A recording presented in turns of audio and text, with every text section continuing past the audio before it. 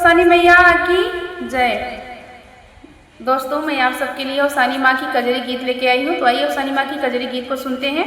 कजरी गीत माँ की कैसी लगती है कमेंट में अपनी राय देना, और अच्छी लगी तो लाइक शेयर सब्सक्राइब करना। बुध के दिन माई नेवता पठाए, बिफैया अंगना मोरे आयुना। बुध के दिन माई नेवता पठाए, बिफैया अंगना मोरे आयुना।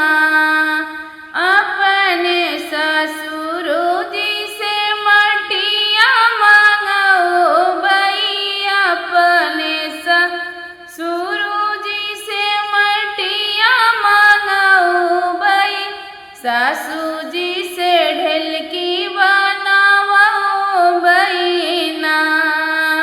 बुध के दिन माई नेवता पठाए, बिफैया अंगना मोरे आयुना। बुध के दिन माई नेवता पठाए, बिफैया